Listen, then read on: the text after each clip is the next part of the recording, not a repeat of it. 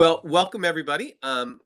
Very excited to have Greg and Ben here. Greg's gonna be presenting, and Ben's here to heckle him. I guess they work together at Kibbe Consulting, do business consulting and stuff. I met Ben because our daughters are roommates at college, so that's been a very exciting to get to know their family. So I'm just going to turn this over to you, Greg. Kind of overall, we've got you've got a presentation, you've got room for questions, and we're giving away a book, and we've got a quiz at the end. So, well, Greg, take it away. All right. You can hear me okay, right? We're good? Okay. So I'm Greg, and you just heard that part of it. I just want to give you just a little bit of a background so that you understand where I'm coming from. I've spent the last, well, from 2022 to, or I mean, from 2002 to 2021 in ministry. So I was preaching and teaching and doing those kind of things and working with people.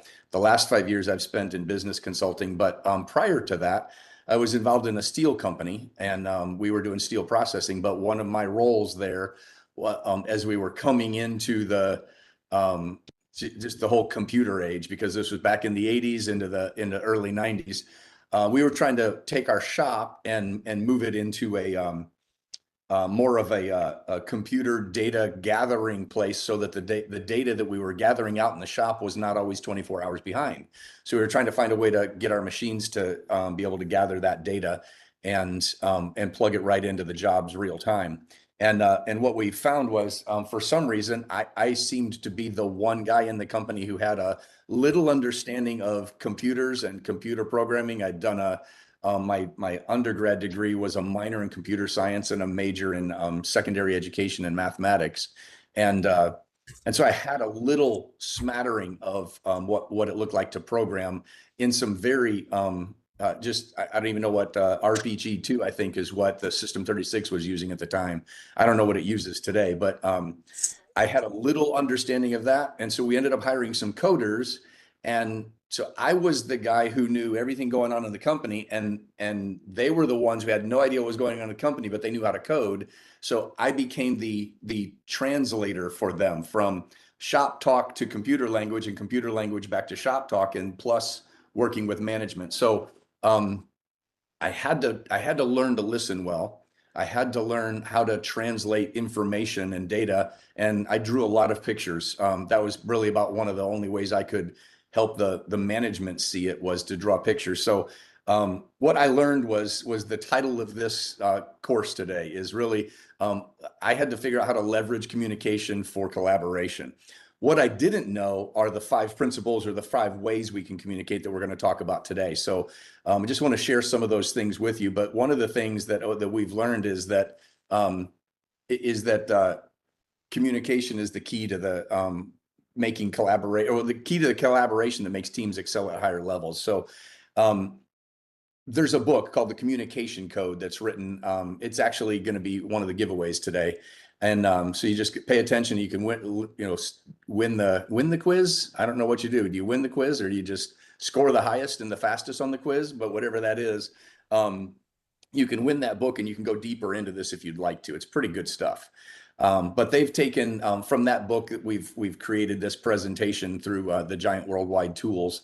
And the thing about this is that we all like to communicate. We all sometimes think we can communicate, but communication is so much more than just the transmission of information. Transmitting information is not the same as communication. When in the past, I'm married. We have 4 kids. As we were raising kids, my wife was able to stay home while I was working, and I would come home and ask my wife about her day. And she would say, well, this happened with the kids, or I had this conversation with a friend this week, and it was really frustrating. Or she would say, well, your mom called, and whatever that might look like. And so I would jump into problem solving mode and try to help fix her day or fix her problem. And we had more tension over those types of interactions, because she was transmitting in a certain communication mode, and I was receiving it in a different communication mode, and we just weren't communicating. And it took me a while to figure out, right now, she just wants me to care. She just wants me to listen. And so it was a learning process for us early in our marriage, and trying to figure out what that looked like. But When we are transmitting, what we're transmitting, if it's received incorrectly, communication breaks down, and then there's very little collaboration. In other words, the relationship begins to fail when communication breaks down. So here's the thing, looking at just some of this information, communication has expectations attached to it. When we're communicating, we have a certain level of, this is what I'm thinking about as I'm communicating to you. And if I haven't made my expectations clear, then you're going to be receiving it based on your communication code and based on your understanding of what this conversation is even about. So we have to work both ways and figure out how transmitting the information and receiving the information and clarifying it back is sometimes extremely important, when we're actually trying to meet the expectations of the conversation. I hope that makes sense. As we're Well, let's look at it this way. We sometimes, I mean, we've got this expectation scale, and sometimes it's realistic. We've done a decent job. We're kind of hitting the mark on what we're trying to do. But there are other times when it moves to the left there, and it's limited because we haven't met the expectation. Sometimes the other party just shuts down and they're just resigned to, okay, we're just not going to be able to communicate. Or it goes the other direction. Instead of being realistic, it's unrealistic. And I think that we're moving down this path, and we're not there. And then it feels like it is impossible to communicate with this person or this group of people, whatever it is. And so the goal is to try to find the sweet spot in that expectation scale. Communication is the lifeblood of any healthy relationship. When we struggle to communicate effectively, the slide on this thing right here actually moves. The movement to the left is inevitable. So if we're struggling to communicate effectively, it's just gonna fall into the state of limited and resigned, or maybe the other direction, unrealistic and impossible. So here's what we're going for today. We can learn to communicate more effectively. And you'll see later on in this presentation, there's a slide about know yourself to lead yourself. And the whole idea behind that is being self-aware. True communication includes some very practical and some very learnable skills. When we walk through some of the ways we can identify the communication methods and the modes today, we're going to learn what that looks like for us to be able to communicate a little bit more effectively. And hopefully you walk away with something today that you can work on, that you can take away and begin to adjust, and some tools that you can throw into your toolbox to be able to start the conversation, to be able to make the expectation clear when you're moving into a conversation. That way, it can be effective, and it can be accurate in how we're communicating. The transmitting and the receiving will be working both directions properly, and there you're making progress at that point. There's a little example of that. I think World War II, Alan Turing was the guy who developed the Enigma machine. They were having trouble as they were sending messages out to the front lines and communicating. They were getting their, for one, some of the signals were getting crossed. Number two, they were getting intercepted, and the enemy was knowing exactly what was going on. So Alan Turing developed this Enigma machine, and the way that it worked was it would, you had settings on this machine, and every field general and everybody they were communicating to had their own exact Enigma machine, but there were settings on that. And so daily they would send out the new settings, and they would change the settings. And what would happen would be that there would, basically, as they would type in their letters, it would convert it to electric signals, and then it would scramble them through a series of these rotating rotors and a plug board. And then it would light up a different letter on the lamp board, and it create this complex ciphertext. So each key press would advance the rotors in a certain alternating path, and it would change even as you would hit the same letter twice. But what it did is it ensured this high security. The problem was, if on the other end you didn't have your settings set to the identical setting, then the codes would cross and they wouldn't be able to get the right information through. But this created this highly effective, secure communication between both the sender and the recipient, as long as they both had the correct code. And frankly, that's really what communication is about. With the correct codes, effective communication becomes possible again. So we're going to look at 5 different types of communication codes today. The first one, well, here's all 5 of them. Critique is one way. Somebody said, check your facts. I might have that could be. So anyway, you're probably right. Thank you for that, Peter. The 5 communication codes, the critique was one of those, which is basically, I'm inviting you to critique my work. Collaboration is another communication method. And that is the idea behind it of, we want to collaborate together on an idea. Clarify is just making sure that you are clear with what you're communicating, and that you want somebody to repeat it back to you, so that we're sure we're talking about the same thing, that you're hearing what I'm saying. And then care is having that empathy as we move forward to try to learn that idea of, but it's kind of like what my wife would do.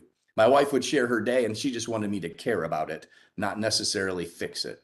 And then celebrate is the idea of let's have a moment of celebration before we move into other parts. So as we look at these 5 communication codes today, I want to just share with you each of them and kind of how you can use this in a conversation or in a meeting, so that everybody in the meeting understands what the expectation is. That's our goal. Our goal is to try to clearly clarify the expectation of what we want to talk about today, why we're communicating. So here's the first one, critique. Critique is you don't have to use this. This is just kind of an example. I'm inviting you to critique my work. I want you to ask the difficult questions. So do your due diligence, and I need to know, why isn't this going to work? So as you present an idea, the critique mode is actually inviting somebody to ask the questions. So as you walk into this, you're basically saying, I'm inviting you to critique my work. There might be some really tough questions here, but if you ask the tough questions, I'm willing to listen and answer those, and let's take our time and walk through this. We're going to get to a better version of this idea in the end if you go ahead and ask the questions. So secondly is collaborate. So this would be the approach to collaborate would be, look, I've got an idea. I'm inviting you to help shape this with me. I really want your wisdom and expertise to help make sure that we get the best possible outcome. So collaborating is just like, let's improve on this idea. It's not necessarily the critique where you're picking it apart. It's the idea of let's throw what we can at this idea and see where it goes from here. And let's create the best possible outcome from this that we can do. So if you get that message, then you know, I'm open to throw new ideas out here or help shape this idea without the threat of getting shot down. So I can go ahead and share and get that information out there, and together we can come up with a better idea. There's the idea of clarifying is the third one. So it's approaching an idea or presenting an idea with this idea. I know I have something important to share. Would you take time to ask some great questions so I can get it out? Because maybe I'm not communicating this clearly to you. So I want you to ask me some questions. And then I also would love it if you would sort of repeat back to me what you hear. That way I know that you understand what I'm saying, or I understand. I can maybe rephrase it so that we can be sure that we're clear on the idea before we move into either critique or collaboration. But you can do these, like in a meeting, you can do each of these stages, each of these communication modes. But it kind of depends. You've got to make sure you've set the expectation so you know where you are in the meeting as you're beginning that process or beginning that idea formulation. So the next one is care. This is kind of a separate one outside of all of those. Those first three are the idea of like taking an idea and formulating it, critiquing it, clarifying it, whatever that might be, collaborating on it. But on care, this just might be like you sat down in a meeting and the segue to the meeting was, I'm struggling right now. I just need a place to process my ideas, my frustrations out loud. I don't need you to solve anything. This is kind of like my situation I was talking about with my wife. She's not looking for me to solve anything that she says. She just wants to know they're prepared to be present with her. And so this is the same idea. And this isn't necessarily the kind of thing I don't know, depends on your company. Depends on the relationships you have with your friends within that company or the people that are in your meetings. I'm not sure this is one of those things you just take into one of your board meetings and go, I'm really struggling right now. I just need a place to process my ideas because I'm frustrated. However, you can walk into a meeting like that and say, look, I am struggling. I'm frustrated because here was an idea we had and it's not getting there. I just want you to know why I'm frustrated. So if I come across frustrated, I want you to understand that we don't have to solve that at this moment. I just want you to hear how I'm feeling about this and just listen. So this is one of those things that it kind of all depends on who you are and how you're made, as to whether this one it really hits for you. But here's what you do need to know. If somebody else approaches you and they're like, I'm really struggling right now, I just need to share some things that I'm really struggling with, you might have to shift modes from collaboration or critique to, you might have to shift modes to just care and just listen.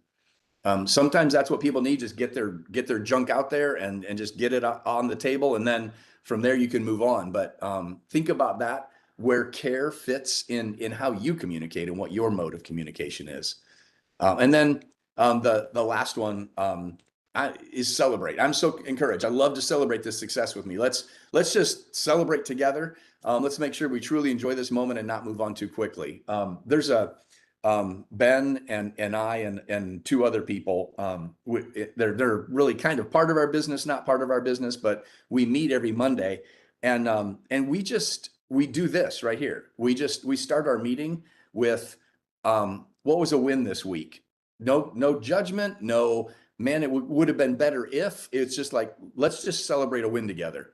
And so we each go around the table and we celebrate a win. And it's kind of an encouraging time. It's fun to do. It's really, if you want to use this in a corporate meeting or in, whatever your meetings that you're running are, it's really a cool way to start a meeting is, hey, let's just take a minute and celebrate a win this week. What was one win you had? And let's just go around the table and share a win.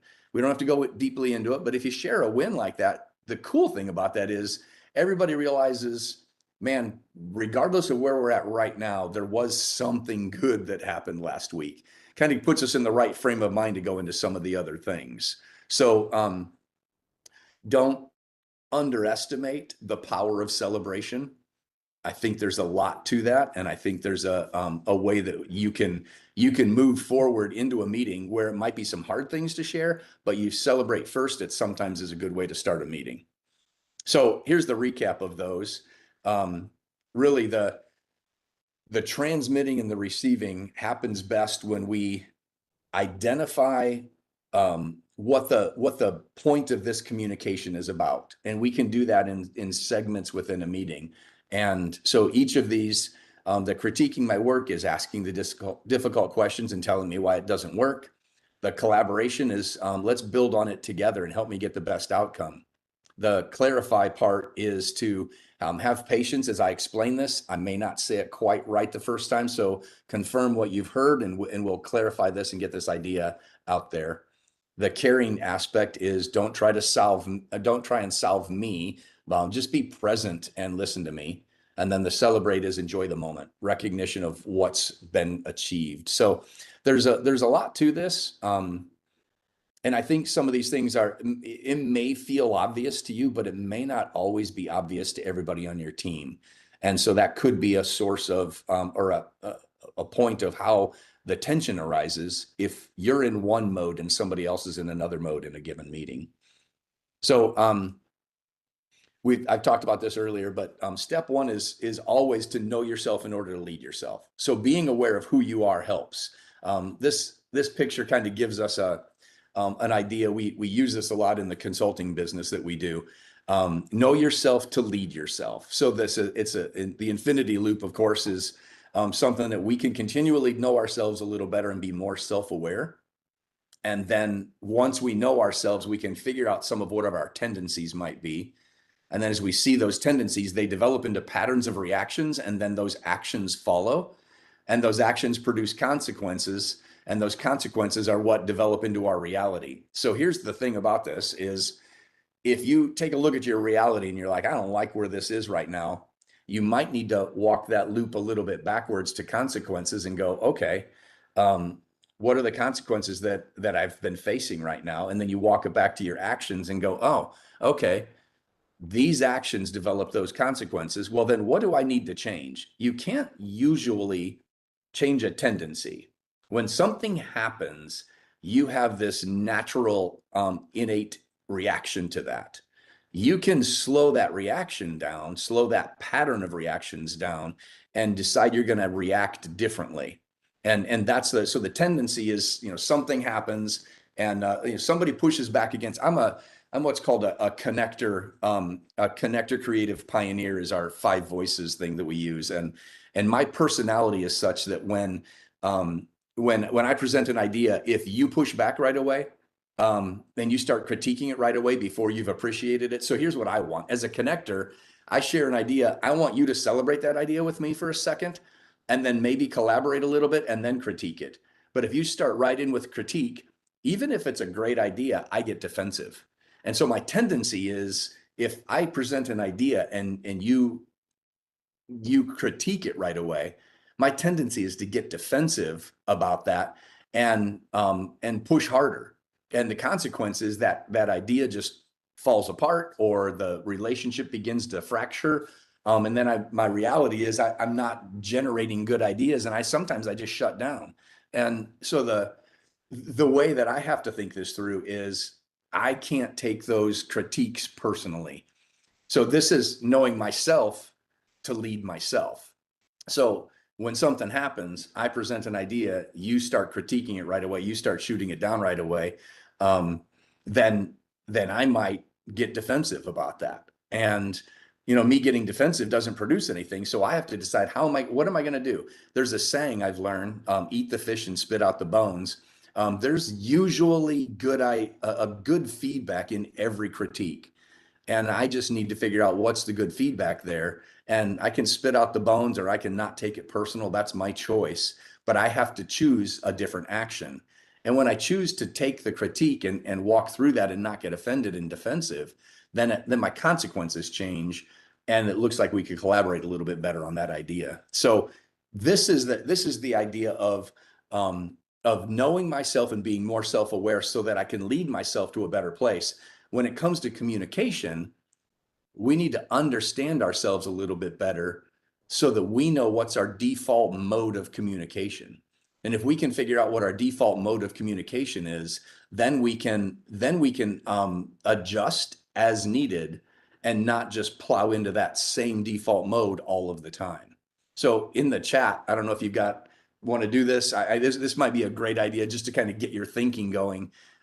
What's the default communication code order when you're communicating with others? What do you like? Pick your first and your second that you would say, I usually go to this and then I go to this.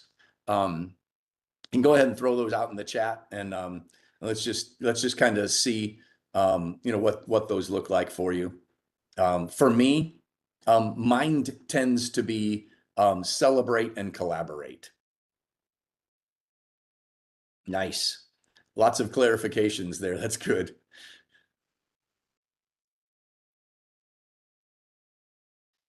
So here's the cool thing about these. They're all just a little bit different. And that's what I like, is the fact that we're very different people, and we all approach things differently based on our nature, sometimes our nurture, and a lot of times our choice, as far as that goes too. So when it comes to how we, all of your answers are just a little bit different. The question we might have is this, how would your insights impact your team's collaboration and performance? I'm just looking at your answers here. I like those. But think about that. Knowing yourself a little better, and right now, as you've thought this through, how might those insights impact your team's collaboration and performance? Our goal is to try to help businesses grow in their collaboration and grow in their performance as a team. And so as they understand each other better, they can do that better. Here's another thing to think about. What do you think, like thinking about your team? If you've got a team that you work with, what do you think the default codes might be for your team? Not an individual team member necessarily, but like as a whole, which one of these modes do you think your team like falls into by default? Do they immediately begin to critique? Isn't that funny? Yeah. So how do we change that?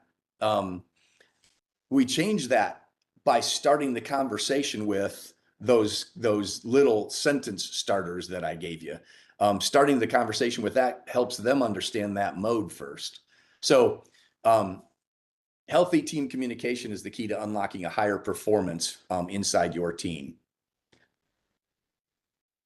What I love, there's a slide coming up here in just a second. You take a picture of this with your phone if you want. It might help you, but there's also a link in there that might help you if you wanted to contact us and talk more about it. But the first takeaway that we have for today is this. When you're starting to communicate something to somebody, provide the code alongside the message so people understand your intent. That's this right here. Take a picture of this if you want, or you can, I don't know, you can, if this is, I don't know how this works for you, taking a picture of it, probably take a screenshot, I guess, if that works. But the idea of starting your conversation with one of these codes helps everybody in the room know that. Here's the other thing about this. You can sit in this session today and learn this and go, oh, okay, I'm going to give that a try. But if you haven't run that through with your team, they're going to be going, I don't understand what Jim's doing right now, or I don't understand what Ben's doing. Like, what is this celebrate thing? We're used to just picking ideas apart. So you want to probably have them watch this video. I think there's Mark will tell you where you can find it, but watch this video, have them watch it together as a team and kind of walk through it.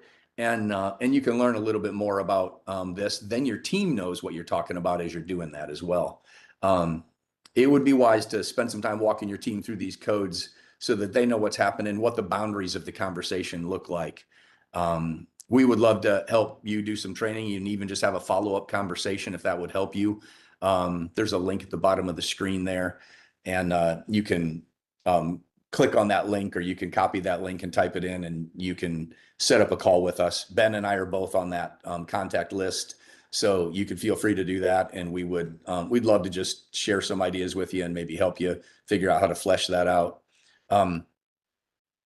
This is the thing we have to remember. Active listening is a skill that you can develop. Honestly, it just doesn't come natural for us. Active listening is not really the go-to for most of us. A lot of times we're just waiting for the speaker to stop talking so we can then respond. If we're actively listening, there's usually a pause between the end of somebody speaking and somebody else starting up.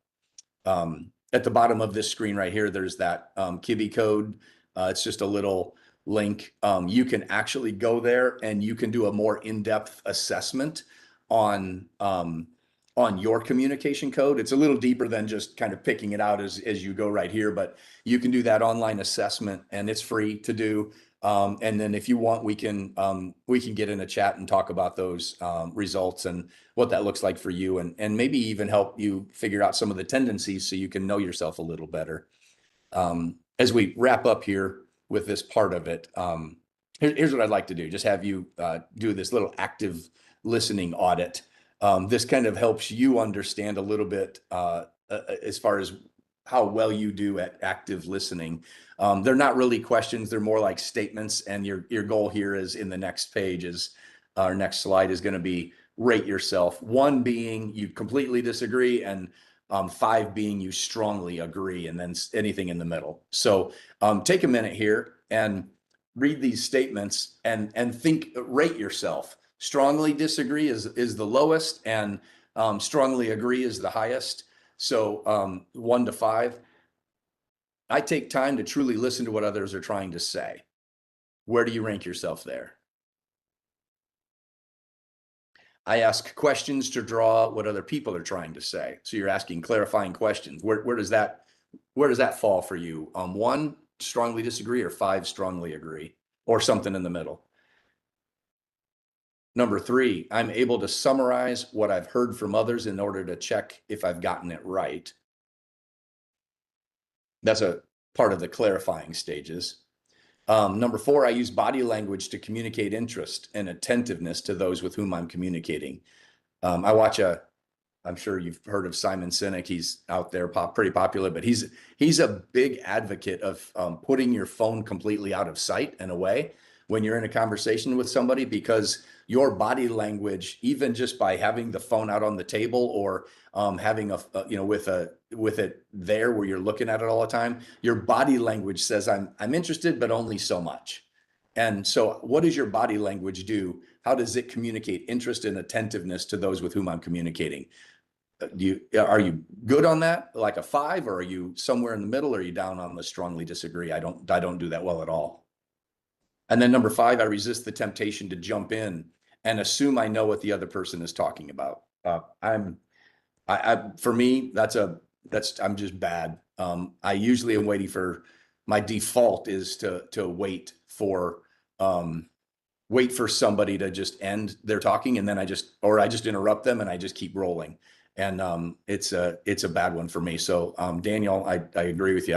I mean, I don't know about you, but I mean, I agree with you from my standpoint. I'm the same way. I'm not good at that at all. I just jump right in when I shouldn't. So take a minute, rate yourself on those. Hopefully you did that while I was just rambling there. And then just to wrap it up, this is the last slide we've got here. And this is just giving you that picture again. You can feel free, if you want to just take a snapshot of that and screenshot, and just, use that as a little tool to think through what do you want to communicate? What's the expectation of this conversation? And what mode or what code do I want to use so that I can help my audience also engage at the same level of expectation? So that's the presentation. I know that's fairly short. Usually they're a little longer than that, but I'd love to, Ben and I, to be able to just take some questions. So if you've got some questions you would like to jump in, feel Greg, free. can I just add one application here too? Absolutely. In addition to being able to work with your team. So like one thing that Greg mentioned is you can use this code within the context of your team and in certain meetings to be able to make sure everybody's on the same page as far as what you're trying to communicate and how. But then also another application is if you're working with a client and you're trying to be helpful, as somebody mentioned just a second ago, that your tendency is to want to critique because that's what you're paid to do and solve problems. But maybe even adding a question at the beginning to your client to say, hey, what would be helpful right here? Do you want me to jump right into critique? Is there anything that you'd like to clarify first? Are you hoping that I'll collaborate on the idea itself? Like you can use some of that language just to set the tone, because you may be surprised sometimes if a client says, actually, I just wanted to share this thing I did. I actually don't have anything yet. We'll jump into the collaborate and critique in a minute. Or they might say, no, just go for it. Just jump right in. Time is money. Let's get this solved. So just some different applications of this without having the context to run your team through a whole training thing, but just to use these words. For the most part, I think people know what these words mean when you bring them up. So it's an easy code to get on the same page with people. Yeah, it's a good point. One Thanks, thing Ben. I want to mention is I'm thinking of this kind of through the lens of most of us are probably doing retrospectives every 2 week. Everybody come in and start going through and say, well, what went well? What do we want to improve? If I'm running them, there's a kudos column where you get to say who's done something really cool, give them a thumbs up. Hopefully everybody else is doing that too. But I think this is really useful. It's a useful lens for me to think about those conversations, particularly when helping facilitate those and recognizing what is the person needing to get out of what they're communicating. They might be wanting to collaborate on a solution, but sometimes people are just wanting to say, this was really hard, and I want recognition for how hard this was. And it may not be something that's solvable. It may just be like, I really have a hard time with this person from this other team, and maybe there's nothing to solve about. They just want the recognition that something was really difficult. And if you don't identify those things well, you can solve problems that are not actually being presented at the expense of the ones that of what they really need. So this is awesome. I like this. There was team I was working with a long time ago that I think everybody on the team, I think there was only one or two people that were actually native English speakers. So they had much more experience with languages than me, but English wasn't their main language. And one person I was always talking to, he'd just start talking, and then within 5 minutes he was always yelling at me, like almost every single conversation. And it was really, I'd never experienced that before. And finally someone on the team took me aside and said, hey, you know what, if you go ahead and just repeat back to him what he's saying, he's yelling at you because he doesn't know that you understand. And you'd probably do the same thing if this wasn't your first language. So, and I started doing that, just that clarifying, saying, okay, I think you're saying this, this, and this. And man, it got a lot more pleasant to talk to him. Just once that I realized, okay, this is what he's actually needing here is the clarification. Yeah, that's a good point. Any other comments or questions about any of this information? You need me to run back through the slides so you can be sure to pass the quiz? No. Let's make sure we give everybody the first. I got a comment. So Greg and Ben, great presentation. I definitely enjoyed it. The thing about this is it's like it's common sense, but not always common practice. It's a good point. Yeah, that's right. So it makes sense, perfect sense, but it's like in the moment you don't stop and pause and and slow down and then go kind of go through these steps. So, but thanks a lot for the presentation. Yeah, no problem. That's a good, you're right. Though we tend to do that. We tend to just be waiting to respond, instead of really, giving it pause and trying to consider what's being said. Mhm. Good point. Yeah, and within a smaller team too, sometimes there's a tendency to want to fix everybody else's communication, but I feel like there's an ability here and an ease to it where if we just start practicing some things, people start to pick up on it. So, like you said, it's a slow implementation, but if I start to say things in a meeting like, "Hey, just to make sure we're on the same page here, are we trying to accomplish A or B? Are we trying to do critique, or are we just getting clarity?" And then just by me doing that myself, I'm not calling anybody out. I'm just giving an example, and people within us, especially in a smaller team, they start to pick up on that and practice it as well. Yeah, I think, man, I have these thoughts and then they just like evaporate right about the moment I'm going to speak. Never mind. You keep going. Hey, I think Maureen had a question. She had her hand up just a second ago. Go ahead. Oh, yeah, thanks, Mark, and thanks to Greg and Ben for bringing this topic. I think that to get really high performing teams, we need to look at the way that we communicate with each other. Um, and that's a way that we can embrace the Scrum values as well. So I really like this content. One thing that was helpful to me, we had a leader here at AT&T a while ago that always wanted to say yes and I think that's a really good way to think about collaboration because I think a lot of people start with like a critique, no, Mm, um, but for me, I'm always thinking yes, and you know, have we considered this or um could we integrate this other thing, right? right. That's good. Yeah, and that's showing the celebrate before you critique too. Because if you skip the yes, you're just going straight into critique. Or if there's a but in there, it's definitely a critique. But the yes is celebrating, and then we can add critique. That's right. I think Barbara had her hand up. Hi guys, yeah, great presentation. I loved it. Communication is absolutely key. I think though that on both sides, and I've had this happen when in my younger years, I'm better at it now, but with other people, like if you are asking for critique or for clarification, be open to the responses that you get and don't get defensive. Because it's easy to say, hey, what do you think? And they come back with, well, reword this, or I think this is better. And you're like, you're an idiot. It's perfect the way it is. So like, if you don't really want it, don't ask, because that hurts the relationship actually. That's a really good point. Another part of that is taking just knowing your audience too. It's important to, when you're asking for whatever feedback, whatever that looks like, just because you might need to call somebody by name, because one of the things we've learned is that certain voices or certain personalities may be silent, and they just may feel like, I don't have a contribution here. I hate the idea. This is going to be a disaster, but they're just quiet. And so if we misinterpret the silence for agreement, we could be in for some trouble. You're not going to get consensus. You're not going to get people aligned and move in the right direction. So if you're looking for feedback, be sure that you be sure that you're getting feedback from everybody in the room.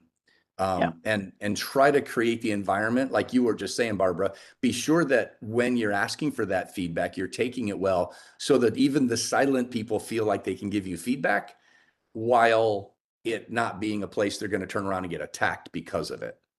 Yes, absolutely. And I find my feedback to others is far more receptive, because I've over the years learned that I don't just give it. I do give it actually, but I preface it by saying, for your consideration, and then give them what I think, so that it's not like I'm telling them to make the changes. It's just like, I've read it. It's good, but here's where you may find improvement. And as soon as you put for your consideration, it still puts it back in their ballpark to make the change or not. Instead of me telling them that I think you absolutely have to.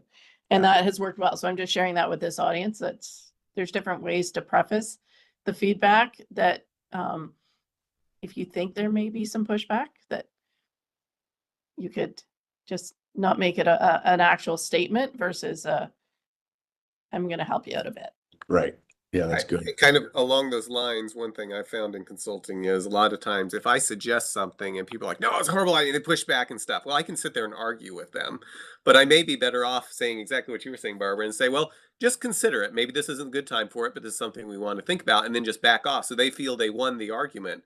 But if I keep doing it like that, within a week or two, pretty soon somebody else is speaking up saying the same thing I just said, but now it's the team's idea. It's not this guy from the outside doing it. And and then they're more willing to do it, because it's not just Mark saying it's there. I mean, sometimes people listen to me the first time, but it's coming from internally, and it's because it's been internalized. They've had time to think about it and realize that maybe that's not such a bad idea. But that giving the consideration of, you don't have to do this, but here's something, have you considered, is great.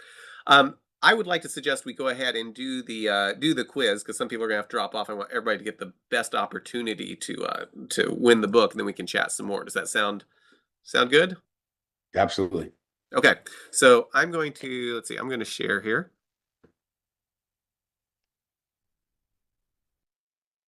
And that should, okay, so it should pop up on the side of the screen. Looks like a bunch of people are here, which is perfect. If you go to slido.com, type in that number, or some people have been on things where they couldn't get on their work computer from Slido, so you can also just use that on your phone, which will work as well. So let's give you just a second for everybody to get joined up there. And is that working for everybody? Let me know if you have any problems with it. I think that's a good sign it's working. Okay, so we'll give you another 5 seconds. Let's bring up stuff here. Okay, oops. And you're not allowed to join the quiz. No. I would be afraid of not doing well. Okay, here we go. Okay, first question. True communication happens when I transmit all the information I have, I talk and you listen, we both understand what is truly being said, or we each understand what we think we said. When does true communication happen? You have 7 more seconds to lock in your answer. And time's up. And let's see. Okay, so most everybody's, we both understand what is truly being said. So why isn't it enough to just say, I'm going to talk and you listen? You're not sure that you're getting the right answer, maybe, or you're not sure that you're really truly communicating to your audience. I think I saw something that was talking about just how communication works and how our brains work, and it kind of gave a diagram of you're going to say these things, and your goal is to form the mental image in their mind that's in your mind. And Mhm. that's not a clean process all the time. So, this idea of saying we both understand what's truly being said is very much going to be making sure that the pictures they're seeing in their head is the same as what you were trying to convey. Okay, let's see who got the top spot here. Okay, Judy's in the top spot, followed by uh, Dayla, Alyssa, Tim W, and Daniel. Next question. I'm in collaboration mode when I start with, I want to ask a lot of the hard questions, or I want to share your ideas to get the best outcome. I want to enjoy the victory together, or I want you to just listen. Which of these would describe being in collaboration mode? Okay, you got 2 seconds remaining. And okay, and most people voted for I want to share your ideas to get the best outcome, which is the correct thing. Now, the thing I want to enjoy victory together, that doesn't sound like a bad thing. Is the point that that's not necessarily focused on communication? Why is that not what we want here?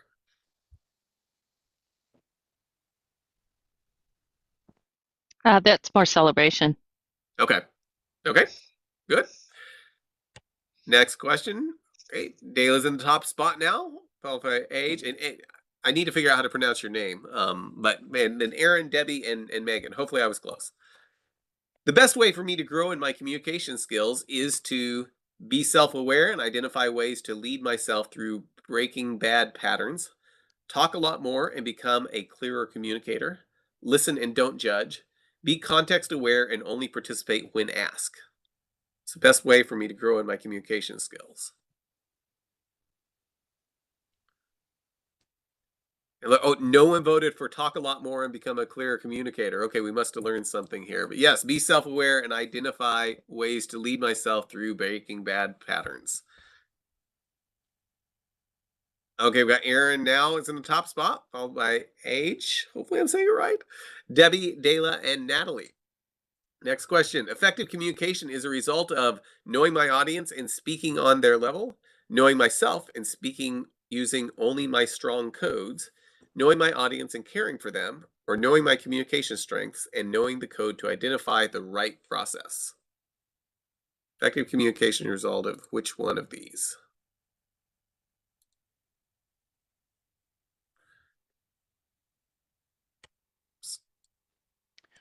Yeah, that was a harder question than the others so far. Okay. So why is this a better answer, Greg? Knowing my audience and speaking on their level is kind of you're just that's a content related answer. The knowing my communication strengths and knowing the code to identify the right process is that going into them and going into that conversation by the right introduction.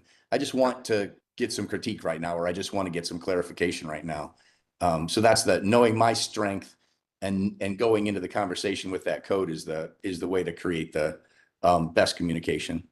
It also feels like knowing my audience and speaking on their level puts me into a one-way communication mode of thinking. I'm now seeing this as I need to get on their level and give them information rather than having a actual communication both ways. That's true. Okay, so let's see here. Okay, Age T pulls in the top spot, followed by Dayla, Natalie, Debbie, and Jeff. And let's see, I think this is the last question. Healthy team communication is the key to unlocking higher performance inside your team, increasing profits to share with the team, gaining more sales for my team, or showing I really care about my team. Which one of these is healthy team communication is the key to which one of these? 2 seconds remaining for the book. And yes, unlocking higher performance inside of your team. So showing you really care for your team probably is not a bad thing, but the key it's going to unlock is higher performance to your team. Okay, drum roll now. Okay, Dela took the top spot by it looks like 2 or 3 seconds. So they're very, very close here. So Dela, if you send me an email, I will get you a copy of this book that they've been talking about. And if anybody else is interested, the link is in the chat. I think I've got it there. Matter of fact, let me post it there one more time just in case anybody wants it. But thank you everybody for coming. We'll stick around if anybody has any more questions, but I tell you what, I'm going to actually turn off